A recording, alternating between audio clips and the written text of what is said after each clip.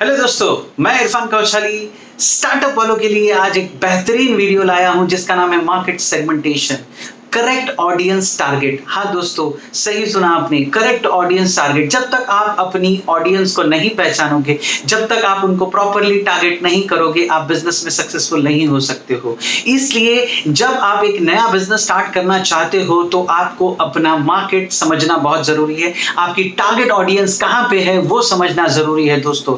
तो आपको आज मैं 4 इंपॉर्टेंट एस्पेक्ट्स पर ध्यान देना है। आपको बताऊंगा मैं इन 4 एस्पेक्ट के बारे में, जिसमें पहला इंपॉर्टेंट एस्पेक्ट है the who, the why, the where and the how. ये 4 चीजें अगर आपने समझ ली दोस्तों तो आप अपने करेक्ट ऑडियंस को टारगेट कर पाओगे। The who, why, where and how. हाँ दोस्तों, तो शुरू करते हैं। सबसे पहला हमारा है डेमोग्राफिक सेगमेंटेशन, द हु। हाँ दोस्तों, कि आपको किसको टारगेट करना है। जब भी आप मार्केट को टारगेट करने जाओगे तो आपको ये क्वेश्चन आना बहुत जरूरी है कि मैं किसको टारगेट करने वाला हूं, कौन है मेरे कस्टमर। तो सबसे पहला कैटेगरी आता है एज। हाँ दोस्तों, आपका कस्टमर कौन से एज का है, या वो बच्चा है, या वो यूथ का है, या वो मिडिल एज है, या वो बूढ़े लोग हैं। यानी आपको पता होना चाहिए कि वो कौन सी एज से बिलोंग करता है, तो अकॉर्डिंगली आप उस मार्केट को टारगेट करोगे ना। बहुत से लोग बोलते हैं कि अगर आपकी जनरेशन यूथ जनरेशन है तो आपको कहां पे टारगेट करना पड़ेगा, आपको इंस्टाग्राम फेसबुक पे टारगेट करना पड़ेगा। अगर आपकी जनरेशन मिडिल एज की है या एजेड लोग हैं तो आपको ट्रेडिशनल मेथड से क्या करना पड़ेगा, उनको टारगेट करना पड़ेगा।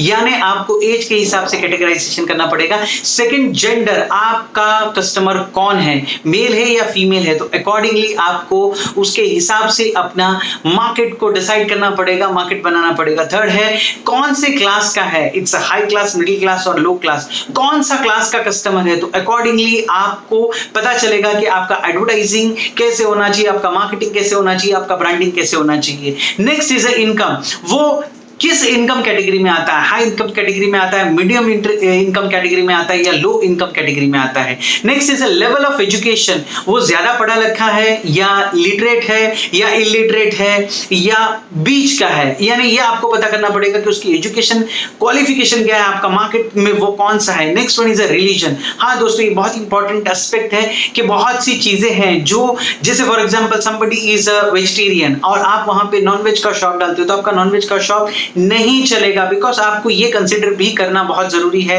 एंड लास्ट में प्रोफेशन और रोल ऑफ एम्प्लॉय, यानी वो अपने कंपनी में क्या काम करता है, उसका प्रोफेशन क्या है, यानी वो जो कस्टमर है जिसको आप टारगेट करने वाले हैं उसका प्रोफेशन क्या है, उसका रोल क्या है अपने कंपनी में। तो अकॉर्डिंगली ये जब पॉइंट आप करोगे कि आपका टारगेट कौन है, तो अकॉर्डिंगली आप क्या कर सकोगे दोस्तों, आप अपने हिसाब से मार्केटिंग कर सकोगे, ब्रांडिंग कर सकोगे, सेल्समैनशिप कर सकोगे। तो आपको कौन समझना बहुत जरूरी है। कौन के बाद में आता है दोस्तों द वाई फैक्टर, यानी साइकोग्राफिक सेगमेंटेशन, यानी उसकी साइकोलॉजी कैसी है, उसका पर्सनालिटी ट्रेट कैसा है, उसकी पर्सनालिटी कैसी है। आपकी अपनी कस्टमर की पर्सनालिटी का पता होना बहुत जरूरी है कि आपका कस्टमर कैसा है। Is he a shy, is he a bold, वो टॉकेटिव है, कैसा है, उसकी पर्सनालिटी आपको पता होनी चाहिए ताकि आप अपनी मार्केटिंग प्लानिंग वो हिसाब से कर सकोगे। उसकी हॉबीज क्या है।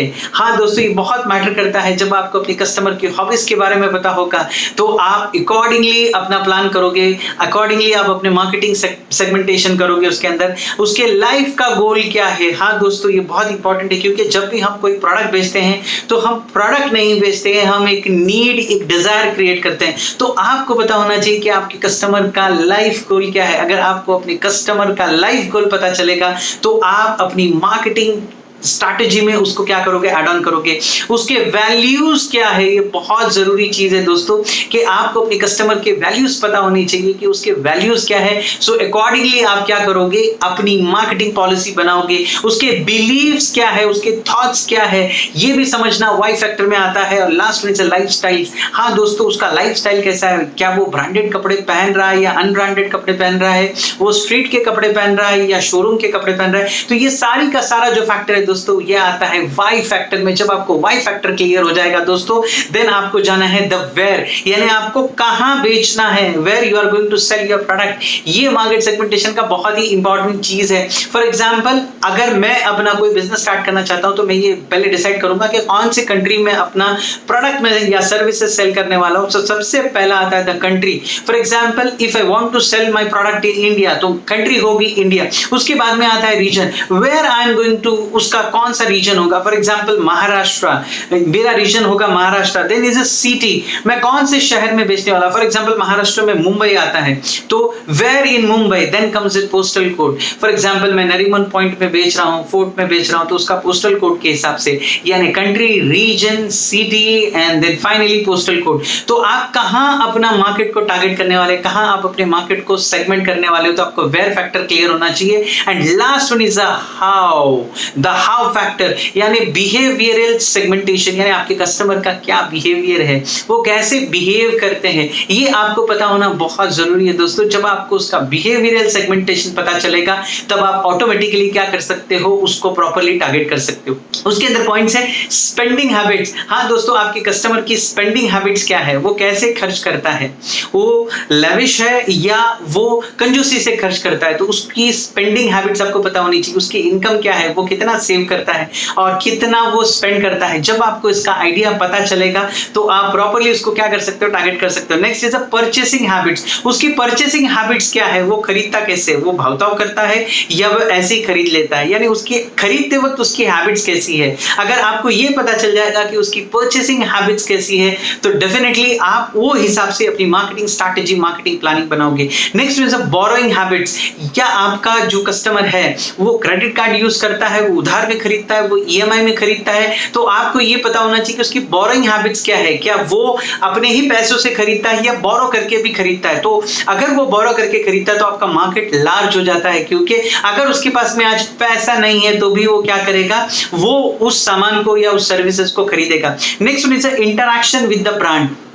क्या आपका कस्टमर ब्रांड के साथ इंटरैक्ट करता है, यानी वो ब्रांड कॉन्शियस है, उसको ब्रांड चाहिए, ब्रांडेड प्रोडक्ट चाहिए, तो ये आपको पता होना चाहिए। तो अकॉर्डिंगली आपको अंदाजा आ जाएगा कि आपको अपने ब्रांड पे कैसे काम करना है, क्योंकि जब आप अपने प्रोडक्ट को ब्रांडेड बनाते हो तो आपको बड़ा मार्केट मिलता है। एंड नेक्स्ट है कि आपका कस्टमर लॉयल्टी टू ब्रांड है कि नहीं है। अगर वो ब्रांड के साथ में लॉयल है, फॉर एग्जाम्पल वो XYZ ब्रांड को खरीद रहा है और आप मार्केट में नया स्टार्टअप लेके आ रहे हो और वो अगर लॉयल है, तो आपको बहुत मुश्किल होगी उसकी लॉयल्टी को ब्रेक करना।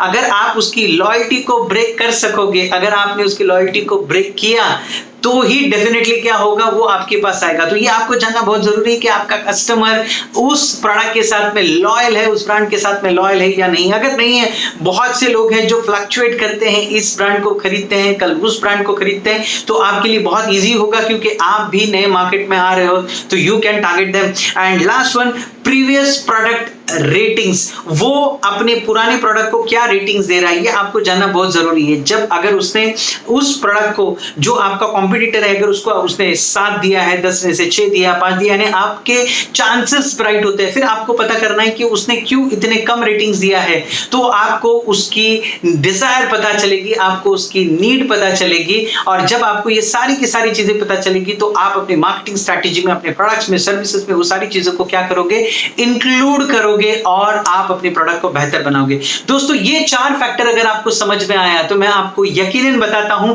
कि आप मार्केट में बहुत जल्दी बहुत अच्छा मार्केट सेगमेंटेशन कैप्चर कर सकते हो। The who factor, the why factor, the where factor and the how factor. अगर ये आपने चारों फैक्टर्स पे काम किया, मार्केट सेगमेंटेशन किया, तो आप एक अच्छा मार्केट कैप्चर कर सकते हो, आप मार्केट को विन कर सकते हो। दोस्तों, मेरा नाम इरफान कौचाली है, मैं business coach, growth hacker, sales international motivational speaker और आप लोगों का दोस्त। दोस्तों, मैं ये कंटेंट बहुत ही मेहनत के साथ में आपके पास में लेके आता हूं, तो मैं आप लोगों को रिक्वेस्ट करूंगा कि मेरे चैनल को प्लीज सब्सक्राइब कीजिए और इस बेहतरीन कंटेंट को लोगों के साथ में शेयर कीजिए। अगर कोई अपना नया बिजनेस स्टार्ट करना चाहता हो तो उसको भी बहुत गाइडेंस मिलेगा।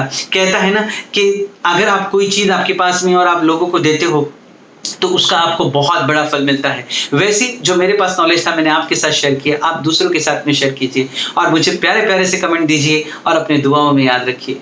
Thank you so much.